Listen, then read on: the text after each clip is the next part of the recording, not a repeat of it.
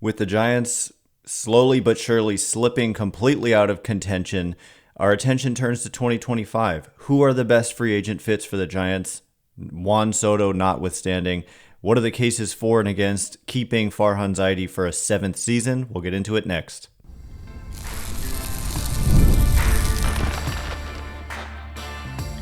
You are Locked On Giants, your daily San Francisco Giants podcast. Part of the Locked On Podcast Network, your team every day. Hello and welcome to Locked On Giants, part of the Locked On Podcast Network, where it's your team every day. My name is Ben Kaspick, and on the show we provide daily episodes Monday through Friday, talking about the San Francisco Giants in a way that's data-driven and rational, but also simple, passionate, and accessible to all. I'm a former contributor for the baseball statistics and analysis websites Beyond the Box Score and Rotographs. I've been podcasting about the Giants since 2015. I've been hosting this show for 5.5 years, and I'm a lifelong Giants fan. Thank you for making Locked On Giants your first listen every day. We're free and available wherever you get your podcasts, including YouTube, so check us out there if you have not already, and please hit that subscribe button wherever it is that you're following the show. Now through September 22nd, all FanDuel customers can bet $5 and get a 3-week free trial of NFL Sunday Ticket from YouTube and YouTube TV. Visit FanDuel.com/lockedon to get started. And coming up on today's show, a mailbag edition. Thank you so much to everyone who submitted questions on X. And the first question comes from Curtis, who says, aside from Juan Soto, whom we both know won't sign here, what other top-of-the-market free agents are out there that can fill holes for the Giants? Is this a thin free agent class?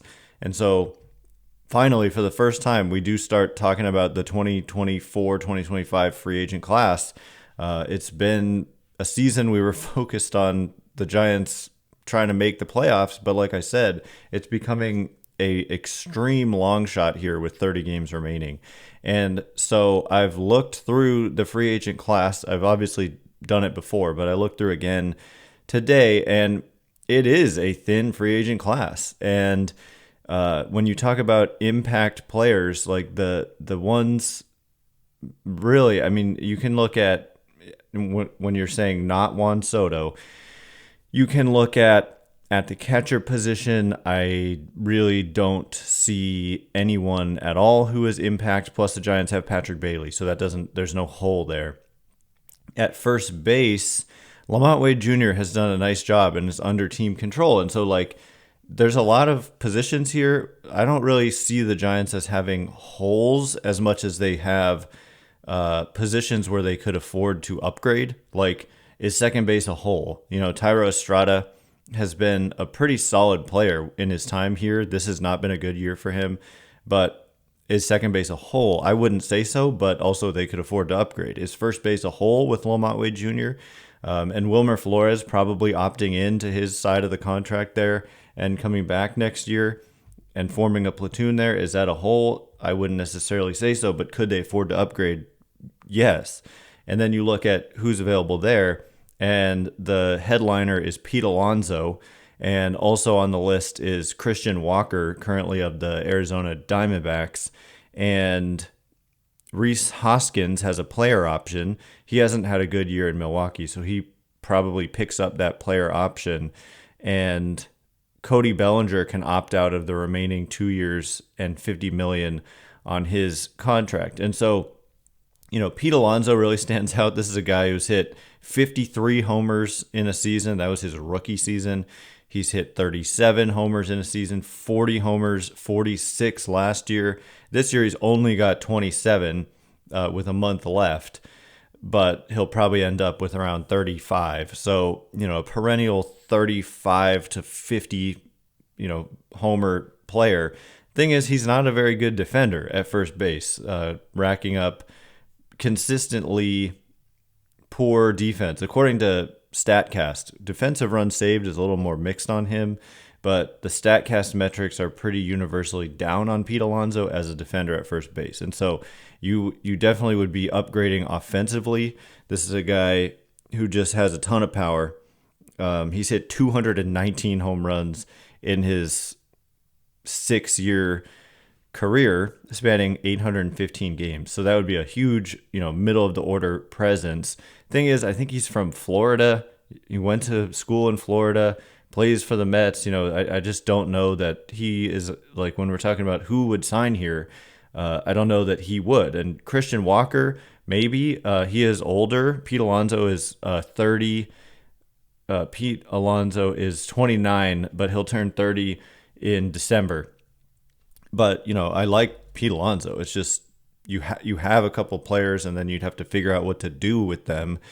Could obviously trade them like a Lamont Wade, but are you better off just holding on to Wade and maybe actually, like, third base could become a hole if and when Matt Chapman opts out? And do you try to re-sign him, but then you're just bringing back the same team? And then the starting rotation, Blake Snell, when he opts out, then is that something that you should try to fill instead of upgrading at positions where you already have players who are at least solid? So that's the thing. The Giants offense is overall average according to weighted runs created plus.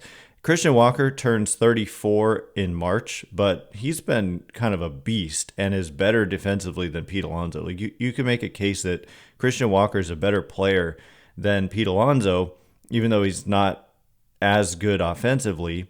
He's better defensively, and has just kind of been a monster the last several years with the D-backs. And I don't know, I like him.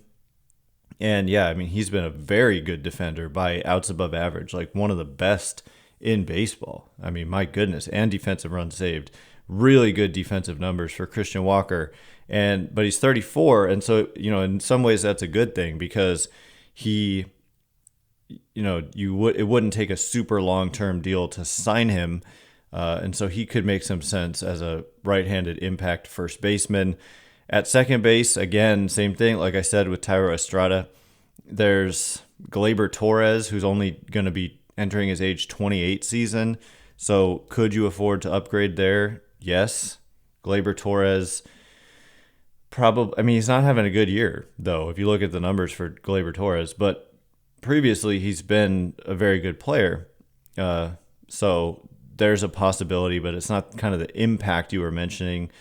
At shortstop, there's Willy Adames, but you also have Tyler Fitzgerald, right, having the season that he's having. So it's another situation where, do you want to, like, what do you do with Tyler Fitzgerald if you were to bring in a shortstop like a Willy Adames? Maybe you figure that out, because Adames has had many good seasons. He's a very good defender, although this year, actually, by defensive runs saved, he's taken a huge step backwards. And StatCast kind of agrees with that. He's been up and down defensively according to the metrics. I haven't watched like tons of Willy Adames this season. One guy who's not impact but is a free agent is Ha-Sung Kim. And I really like Ha-Sung Kim, who's best friends with Jung-Hoo Lee. Versatile. He could play short. He could play second. And so he could possibly play third, in a pinch as well. I bet you he's played some third in his career, although Manny Machado pretty much every day there. Although I think he was DHing a lot to start the season. Anyway, not an impact player, Ha-Sung Kim, but I think a good fit for the Giants. And then at third base, there's Matt Chapman. There's also Alex Bregman. Chapman can opt out, and based on the season he's having, he will. So Alex Bregman and Matt Chapman.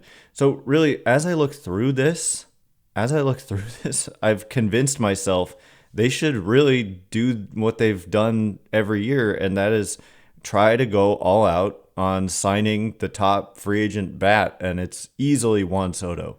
And so you could just like based on what I've seen here, the biggest possible by far upgrade they could make is Juan Soto. And so, hey, maybe just this is the year where you just go insane and just beat any offer by like $80 million, 100, just go insane and get Juan Soto, or try. So I know the whole point was like non-Juan Soto. We know he's not coming here. I'm not trying to get anyone's hopes up, but it is a weak free agent class. I would generally say, outside of the players I mentioned, none of whom are like perfect players and many of whom are older. Soto's going to be entering his age 26 season. So it's just a special circumstance. He could easily get like a 15-year deal or something. I would imagine having a great season with the Yankees. This could just be a case. There's going to be a huge bidding war for Juan Soto, but I don't see why the Giants, as they have tried in recent years, that they won't go after Juan Soto like they have for Carlos Correa and Aaron Judge and Bryce Harper. I think Soto is perhaps even the most attractive of them all. So I've convinced myself like they should actually really go out and try to get Juan Soto. And then there's some decent pitching, but it's not great either. So the free agent class is just kind of Soto and everyone else, and some good players, but Soto by far the most impactful. And I've convinced myself they should go do whatever they can to try to get him, even if it's a total long shot. Anyway, coming up in just a minute, we're going to discuss the Farhan Zaidi regime and kind of not the pros and cons, but the cases for and against keeping him for a 7th season in San Francisco. We'll get into it in just a minute. And before we do, this episode of Locked On Giants is brought to you in part by FanDuel. You've heard us talk a lot about FanDuel, America's #1 sports book. Well, we have something a little different for you. Now through September 22nd, all FanDuel customers can bet $5 and get a 3-week free trial of NFL Sunday Ticket from YouTube and YouTube TV. Then with a YouTube TV base plan, you'll be able to watch every regular season Sunday afternoon out-of-market game. All you need is a Google account and a current form of payment, and you can cancel anytime. Just visit FanDuel.com/lockedon to download America's #1 sportsbook. And other things you can do at FanDuel is obviously check out games like the Giants' upcoming game at Milwaukee tonight. And I'm looking at it right now. The Giants are favorites in this game at -102, I believe. I don't quite know how to read. I use decimal odds usually. Anyway, -102 is the money line for the Giants, -116 for the Brewers. I actually think that makes the Brewers favorites. Never mind. The over-under set at a low 7.5 runs. And I believe I would maybe take the under on that with the Giants offense not doing great. Brewers pitcher having a nice season, then obviously Logan Webb on the mound. So you can check these odds out every day at FanDuel.com/lockedon. FanDuel is America's #1 sportsbook. All right, as promised, we are going to get into the cases for and against retaining Farhan Zaidi for what would be a 7th season with the Giants. Let me make sure that's right. 19, 20, 21, 22, 23, 24, 24. Yeah, 2025 would be his 7th season with the Giants. Obviously, 2020, a weird year with the shortened season and no minor league season. We get all that, but still, this is the 6th year, and they've made the playoffs one time. And even before Farhan Zaidi, they didn't make the playoffs in 17 or 18. So we've got one playoff appearance since 2016. In 2016, they won the wild card game, and then they got bounced in the division series. So it's been a drought here. Like, we're talking about a legitimate drought, and fans are understandably getting restless by this. Thanks again for making Locked On Giants your first listen today. For your second listen, enjoy the Locked On MLB podcast. Host Paul Sullivan, a.k.a. Sully, is here daily to provide national expertise with his trademark humor to help you get ready for the MLB playoffs here in the dog days of summer. Prepare for the Fall Classic with Sully, who has it all covered every single day on Locked On MLB, available on YouTube or wherever you get your podcasts. Part of the Locked On Podcast Network, your team every day. All right, so the next couple of questions, I'm going to pair them together. Rick says, is it time to move on from the Farhan regime after year 6? And then Pratik says, I don't understand the Farhan hate. He inherited a terrible team and turned it into the fountain of youth it is today. Everyone wants him out. Can you make a case for him to stay? So I'll kind of make a case for him to leave and a case for him to stay. So starting with the case for him to leave, it's a pretty easy one to make, which is that, like I said, they've made the playoffs one time. I refuse to say they haven't made the playoffs this year because it's not over yet and there's still a very remote chance. But it's very likely that they'll have made the playoffs one time in 6 seasons. Granted, they were close in 2020. Granted, that season, like, they tied. They lost a tiebreaker. Otherwise, we'd be talking 2 playoff appearances in 6 years. But still, at this point, like, when you get to year 4, 5, 6, like 2022, 2023, and now 2024, this is the point when I think it was very reasonable to expect that the Giants were a perennial contender, meaning like a team that wins at least 10 more games than it loses on a perennial basis, like 86 plus wins, hopefully 90 plus wins at this point. And that's just not what has happened. They've been a team that has just hovered around 500 for 3 years now. After the 107 win season, they were exactly 500. Then they were a few games under. And then this season, they're right at 500 now. And even in 2020, they were 29 and 31. And in 2019, they were just a few games under 500. So it's been like basically 500 baseball, a little bit below, outside of the 107 win season, which just came out of nowhere and was totally an outlier. So that's like the case against is mostly in just kind of bottom line results. And people say like, oh, his inability to land a top free agent. I don't put that on the president of baseball operations, really. I just kind of blame that on market forces and players' preferences. Like, I think that you could possibly say the Bryce Harper one, like they should have gone further, and what the Phillies offered looks like, even now, it looks like a bargain.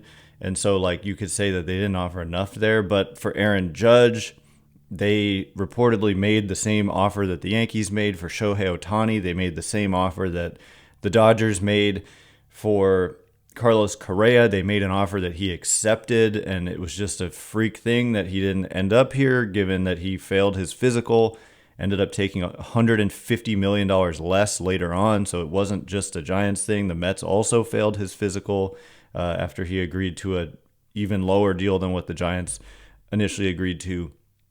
So, and then they've done a pretty good job of getting impact like pitching talent. Like you're getting on an annual basis, you're ending up with players like Blake Snell and Carlos Rodon and Kevin Gausman, but they're not getting long-term deals. And clearly there's kind of a strategy there where they're getting impact pitching talent, but they're not signing them to long-term deals. But so I don't really point to the inability to land big free agents as, some other president of baseball operations would do a better job.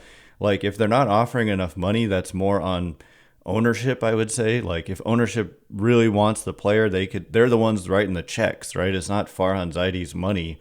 So they ultimately have to approve any kind of offer.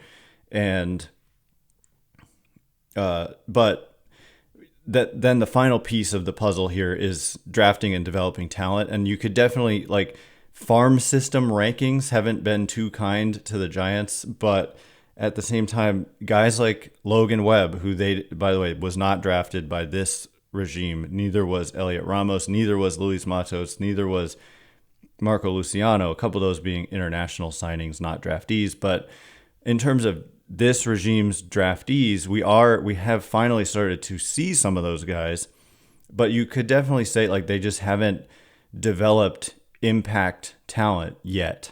So that's a case against, and there's almost a case for mixed in there when you start to say, okay, but what about what we've seen this year from Tyler Fitzgerald? And what about what we've seen in a small sample, very small, from Grant McCray? And what about what we've seen from Kyle Harrison? Even though it's not been impact yet, he just turned 23. Hayden Birdsong, we've seen the promise. He's 22 or 23. 22, he'll turn 23 in 3 days. So there's kind of a for and against when you look at the young players, and it's taken a while. That's the thing too, is like when you say make a case for keeping him around, is like someone who comes in, it's taken this long, I would say, to like really get a sense to give them time for their draft picks to start to show up at the major league level. And I'm not sure I even mentioned Patrick Bailey, but I don't think I did. He wasn't a popular draft pick. He has emerged as, like, kind of by a lot of smart people would say he's the best defender in baseball. That much of an impact. And he really was hitting well for the first several months of the year. And then he seemed to have just hit a wall offensively and has struggled. But I see the offensive potential in Patrick Bailey. But even when he's not hitting, he isn't like a impact defender to the point of being like an all-star caliber player. He should have been an all-star this season for sure, in my opinion. But Tyler Fitzgerald, and then also the case for, the positives of Farhan Zaidi is some of these kind of marginal moves that have just been wins, like point blank for the Giants, like Lamont Wade Jr., getting him for Sean Anderson. I get it. He's not like an impact player, but he's a solid, good major league player, and they got him for nothing. And Mike Yastrzemski has been a solid major league player, and they got him for nothing. Tyro Estrada has been a solid major league player. They got him for nothing. And Logan Webb, they were insistent that he was going to become really good, and he did. So they did develop him. Camilo Doval, insistent that he was going to be good. He has turned into, like, Tyler Rogers getting promoted. So there are a lot of positives here, but and then the Jung-Hoo Lee signing, kind of jury's still out. I like the Robbie Ray trade. Mostly they just haven't missed on trades. That's one thing to say. But if I had to say there's one kind of, it's their record, bottom line record has just flatly not been good enough. And just a lack of aggression when it comes to, I know they've tried to sign guys and they did have a deal with Correa, but like, where's like, give me an aggressive trade where you're making you're bringing in impact talent through a trade, we haven't seen that. It's been just marginal stuff, like pretty much all the way across, except for short-term deals for like pitchers. That's like the biggest impact stuff we've seen, and the Correa deal that fell apart. So, I mean, ultimately the question, is it time to move on from the Farhan regime? That's a tough question. My opinion is no, simply because I don't think that someone else is going to come in here and just quickly change things. And I do see a lot of positives. If they could land, they got to be more aggressive. Like they have to make a team that is just, I think this year was the best team they put out there, and it's just not done well enough. But and like Pratik says, I mean, I would say that, I wouldn't paint this with such a rosy in such a rosy light, fountain of youth. They've got some young, it's been a nice kind of breakthrough season for some young players, but they still, bottom line, just have to be better, because at this point, this many years into it, it's just not good enough. But who out there, tell me, is going to just turn this team into a winner, and like, how are they going to do it in no time? If it's through drafting and developing, you're going to wait another 5 years to like really see the fruits of that. So I think I see enough promise to just say, keep at it and just do a better job, and just make sure you don't mess it up. Go break the bank on Juan Soto. And a lot of that has to do with ownership. A lot of this has to do with ownership. Like, possibly the long-term deals for pitchers and some of the inactivity after the 107-win season. Farhan Zaidi has spoken about the economic factors that played into their lack of activity. Like when there were some really good free agent, especially after 2021. That was a really good free agent class where they barely did anything at all. They brought in Jock Peterson, and I think that was when they signed Carlos Rodon, if I'm not mistaken. But that was like it, and they let Kevin Gausman leave. Freddie Freeman was out there. There's a lot of talent, and they just kind of chose to bring the band back together, re-sign Alex Wood and Anthony DeSclafani. So anyway, but a lot of these problems have you got to also point to ownership. It's not just on the president of baseball operations. And if you just change the head person, like, it doesn't change ownership. And again, if it comes down to failing on free agents and drafting and developing, you're going to probably continue to fail on top free agents, and it's going to take a long time to see the fruits of drafting and developing. So that's where my opinion comes from. And I don't think Farhan Zaidi is like totally incapable at all. I think he's pretty darn good at what he does. It's just they haven't been able to land the big fish, and it's taken a long time for drafting and developing to show up. Anyway, coming up in just a minute, is this the end of Mike Yastrzemski with the Giants? There's definitely a case to be made that it is, and there's a good reason why, and we'll get into it in just a minute. And before we do, today's episode is brought to you in part by SupplyHouse. Get supplies from the site that's made for the skilled trade, SupplyHouse.com. SupplyHouse.com is the reliable way to order plumbing, HVAC, and electrical products online. Their easy-to-use website is packed with helpful resources and the latest product info to help you get the job done right. Shop a complete inventory of over 200,000 parts from over 400 top brands, and get your order delivered right to your door with fast shipping from coast to coast. Need help with an order? Get expert support and industry-leading service from the friendliest folks in the business, and talk to a real person every time. Pros in the skilled trades can get a competitive edge by joining SupplyHouse.com's free Trade Master program. Every Trade Master gets access to a dedicated phone line, free shipping, and discounts on every order. Join the thousands of trade pros already benefiting from their free membership at SupplyHouse.com/TM and order plumbing, HVAC, and electrical supplies from anywhere with just a few clicks at SupplyHouse.com. All right, here we go. We're going to get into the last round of questions. Thanks again for making Locked On Giants your first listen every day. Everydayers tomorrow breaking down Game 1 in Milwaukee. Braves won on the Giants off day yesterday, and so the Giants fell to 5.5 games out of a playoff spot. So they basically got to win like at least 20-10 in their next 30 games. Probably more, even that would give them just 86 wins, and that probably wouldn't be enough. So it's got to just be a ridiculous hot streak. Otherwise, they're going to miss the playoffs again. Thanks again for making Locked On Giants your first listen every day. A reminder that you can catch every pitch of the Giants' hometown broadcast with SiriusXM. Just download the SXM app and search the word Giants. So the next question comes from Philip, who says, with Jung-Hoo Lee and Elliot Ramos and possibly another youngster for 25 in the outfield, is Mike Yastrzemski done as a Giant? Shouldn't the emphasis be on a big right-handed bat, either at first, third, or DH? Soto is not coming to SF.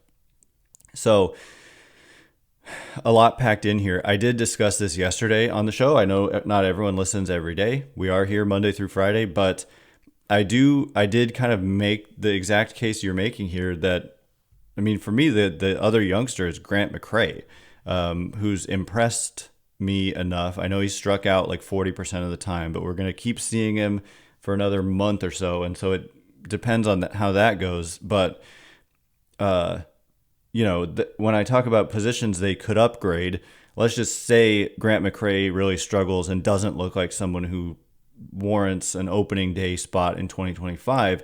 Even so, Yaz is like a spot where you could definitely afford to upgrade, and there's where you go out and you try to throw $800 million at Juan Soto or whatever the heck it would take at this point, given what we saw with the Ohtani contract.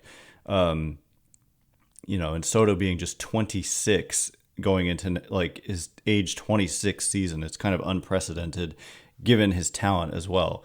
But you're saying he's not coming to SF. Curtis said the same thing. We both know he's not coming here.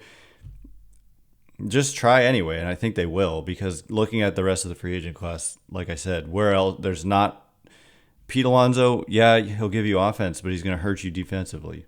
And I don't know, bringing back Matt Chapman, it's a player you already had who's a year older. Like, where's the impact coming from? I honestly think they make a run at Juan Soto, but prepare to be let down again. But anyway, yeah, if it's Jung-Hoo Lee, I think Elliot Ramos has for sure earned a spot on the opening day roster and lineup in 2025. And Jung Hoo Lee, definitely same thing, not just earned, but they're paying him in excess of $100 million. Like, he is on the team once he's healed from his shoulder injury.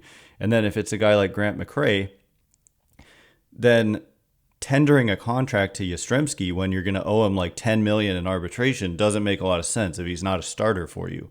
And so I think Yastrzemski could definitely be either non-tendered or tendered a contract and traded. So I would not be shocked at all if this is the last month of Yaz as a Giant. And in fact, if they really fall out of contention, you could see him, cut perhaps, and in favor of giving playing time to like Luis Matos, or you could just have him on the bench and just let Matos play instead of doing the Yaz dirty like that and disrespect. They get expanded rosters in September, so but maybe less. You also have Conforto. I could see them parting ways with Conforto if they really struggle here in the next few days, or even at some point in the month of September, just to give a spot to a younger player, given that Conforto is a free agent at the end of the year. And there's really no point in him playing if you're out of it, because he's very likely not going to come back. Anyway, I hope that I answered that question sufficiently. You're talking about right-handed bat at first, third, or DH. I mean, like I said, third base, it's either, there's obviously trades that you can make. We haven't looked at the trade market yet, but third base, we're talking about Bregman or bringing back Chapman. DH, is it Pete Alonso? Is it Christian Walker? Yeah, you could do that, but I don't think they want to tie up the DH spot to one player, as we saw when they traded Jorge Soler. That was the whole that whole thing. Like, it makes sense why they don't want to tie up the spot to one player, but then why did they sign him in the first place? That's what doesn't make sense to me. And then at first, we already had that discussion with Wade being a solid player. There are some other options out there. Is it where you want to upgrade? Could be. Last question comes from Ryan, who says, how many of these young pieces that made the breakthrough this year can be reliable parts of this franchise going forward? And I think pretty much all of them. So far, I think the jury is still out on Grant McCray, but Tyler Fitzgerald and Elliot Ramos have showed me enough to not just be part of the roster next year, but to be like given a spot in the lineup, like in the starting lineup as an everyday player. I think you could easily convince me that Tyler Fitzgerald should just be next year's starting shortstop and that Ramos should be next year's starting left fielder based on what they've done this year.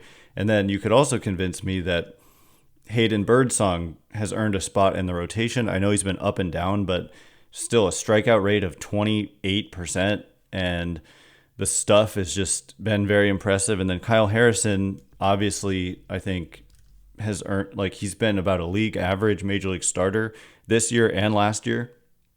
And he has played those 2 years at ages 21 and 22 and just turned 23 on the 12th of August. So those are the main guys. I don't want to be forgetting anyone, but Fitzgerald, McCray, I think there's a chance that he could be too. I've just been impressed with the tools, the easy power, the speed, the defense, the arm.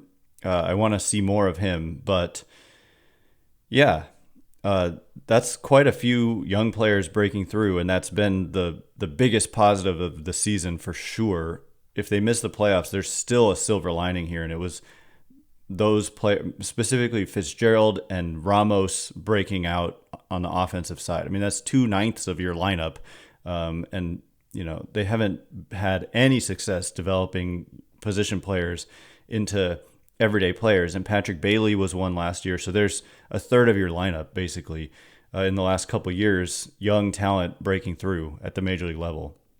So anyway, that is all the time we have for today. Thank you for making Locked On Giants your first listen today. Now go check out the Locked On MLB podcast. Prepare for the Fall Classic with Sully, who has it all covered every single day. You can find the link to Locked On MLB in the description, so you don't need to search. Part of the Locked On Podcast Network, your team every day. Once again, I'm Ben Kaspick. Check me out on X at Ben Kaspick, Kaspick. If you like this show, please consider rating it or leaving a review. It helps me out so much. So thank you in advance. And thanks to everyone who's done so already. Can't wait to be with you again tomorrow. Thanks again for listening today. You are now Locked On Giants.